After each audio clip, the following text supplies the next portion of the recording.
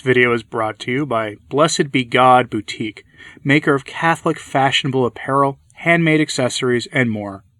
This past Friday, in the United Kingdom, Parliament passed what can only be described as an abomination of a law that allows for professionals to help people who no longer really want to be around anymore to remove themselves from this mortal coil, with the help of the professionals, of course.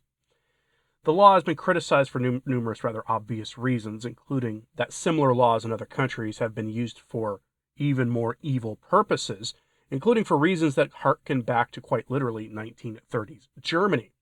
Bishops in the UK woke up from their slumber of sleepwalking and expressed outrage and horror at what had happened in their country. And I commented on this on X in a post here that I think will give you an example of what it is the real issue with that law. And it'll put into stark contrast the Vatican's silence on this. So over on X, I said the following, quoting myself, which I don't usually do here, but here we go. Quote, "The forces of Moloch won in the UK. Here's the hard truth. They didn't win today. They won ages ago when Christians of all stripes decided to embrace being nice and lukewarm as their neighbors apostatized, as their pastors became NGO branch managers, and as their politicians lied to their faces about their values. Until they didn't need to lie anymore. Now they openly promote and expand the unculture of death. The moderate ones keep the status quo of death going or instead of expanding it, while some Christians think we can find a policy solution to defeat the unculture of death. The only way out is spreading the gospel. The only way out is a voluntary conversion of the culture. Does the modern Christian have the guts to do the work necessary? The fasting, the penance, the missionary work necessary to save souls? It will take 10 times or 100 times the work necessary than it took to elect your favorite politician." End mostly quote. And I'm being optimistic at the end there. I think it'll take 10,000 times the work necessary to have an outcome on that topic like we had, say, on early November in American politics. But on this issue, the Vatican remained mostly silent. You see, Francis is not in the business of letting political leaders that he's closely allied with know when they've leapfrogged the kind of moral line that God usually responds to with severe chastisement. Instead, the Vatican was wrapped up in its earth worship program. Francis is in love with the false gospel of saving creation, of care for our common home, as he calls it. He's also in love with the sound of his own voice, metaphorically speaking, to the point that 2025 is a jubilee year that will celebrate, among other things, the 10th anniversary of his papal encyclical, Laudato Si, on care for our common home. Preserving a few trees and being worried about the chemical makeup of the atmosphere is far more important to Francis than the absolute loss of human dignity in the UK and in other countries in the West. Headline from Religion News: Pope Francis's eco-village to promote ecological conversion at 2025 Jubilee. Pilgrims and visitors will walk through an immersive experience of the Pope's zero-waste farm and gardens. A lot of money was spent on this. Now, it wasn't Vatican money, as you're about to see, but a lot of time and resources was wasted on this. This is the biggest virtue signaling project imaginable at a time when the world is increasingly shrouding itself in moral darkness. Make no mistake about this.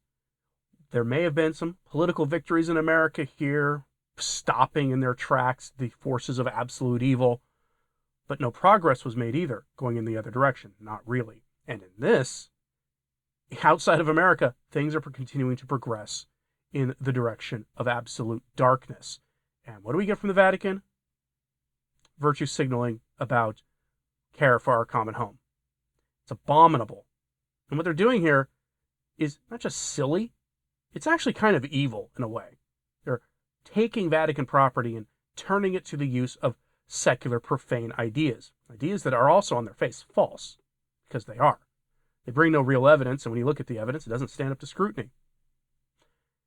From the article, quote, "Pope Francis's plan to build an eco-village in the historic gardens of Castel Gandolfo.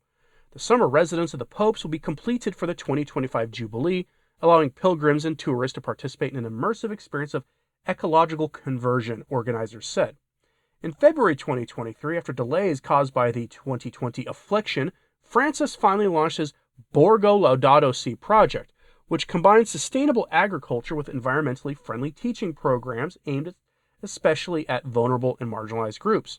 The Pope's ambitious project, inspired by his 2015 encyclical, Laudato Si, emphasizes sustainability, a circular economy, and integral human ecology, which places the human being at the center and in connection with the environment. The aim of the Borgo is to become self-sustainable through the use of solar panels to achieve zero waste.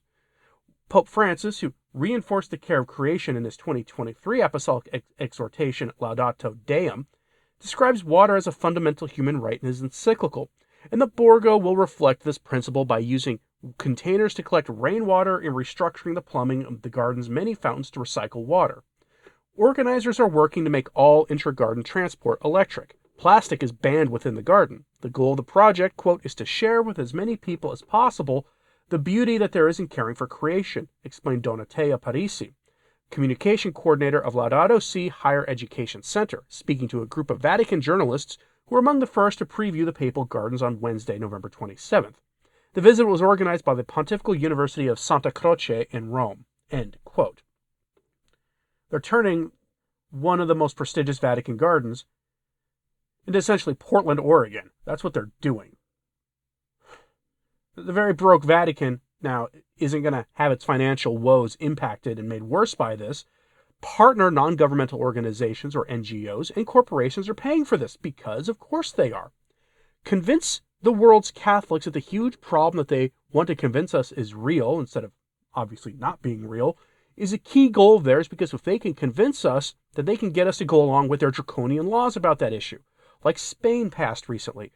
In Spain, if you have not heard about this, they now have a law that says if an emergency is declared related to meteorology, people can be forced to stay home from work, be forbidden from going to work.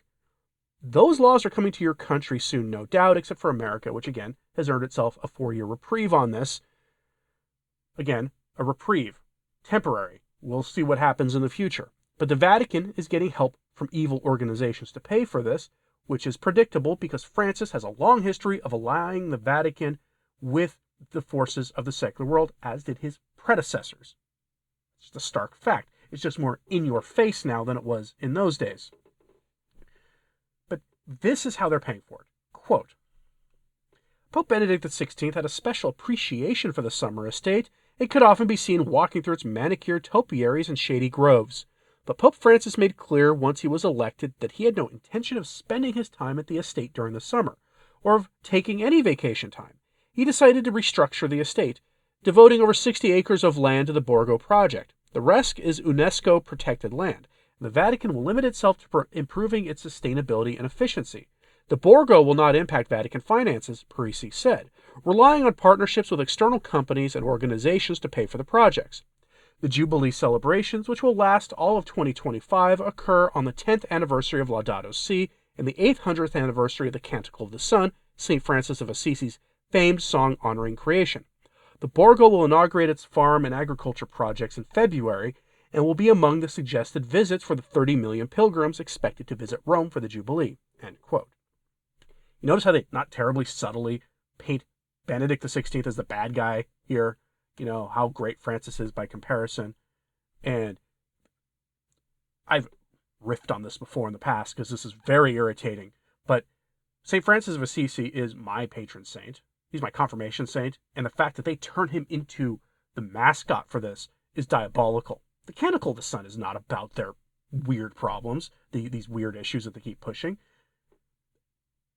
St. Francis of Assisi back in the 60s was twisted and turned into a mascot for this care for our common home nonsense. St. Francis of Assisi was a great evangelizer, a great spreader of the gospel, a great missionary. To the point where he was willing to lay his life down if necessary, to earn the red crown of martyrs if necessary, to preach the gospel to those who most desperately needed to hear it. That is what he was actually known for. Fortunately, they've turned him into a group hug, let's kiss the trees kind of saint. They've twisted him for the secular purposes. And this is just more of this nonsense. Don't be surprised if you hear a constant drumbeat of this nonsense from Rome in 2025. You are absolutely going to. It's the 10th anniversary of Laudato Si. Francis is very self-referential. Your commentators, any podcaster on this side of things that you pay attention to, have riffed on this endlessly before. If you read anything he writes, it's usually citations to himself, to Vatican II documents that he's usually twisting into pretzels to promote his own agenda, and then maybe some stuff to his predecessors, and once in a very great while to something from Leo XIII that he can twist to his purposes. But he's the most self-referential pope we've ever had. And now he's celebrating the anniversary of his own writings. Go figure. Curious, what do you think about this? Are you surprised at all that instead of combating this great evil that just surprised even, frankly, a lot of secular political types were quite surprised about the outcome in the UK? Instead of really saying anything of meaning in response to this, and maybe being prepared to push back before it got to the place where lawmakers were happy to pass such a diabolical act, instead of pushing back against it, they're engaging in this earth worship nonsense. Let me know what you think about this in the comments, please. Hey, like and subscribe if you haven't, it does help. So does sharing this on social media, that helps too. If you've ever thought about supporting the work of Return to Tradition here on YouTube, it does help greatly to keep these daily messages coming. Links in the description box below for various options, including Patreon, Subscribe Star, or you can hit that join button. Helps keep these daily messages coming and is greatly appreciated. And as always, pray for the church. I'm Anthony Stine. Ave Maria.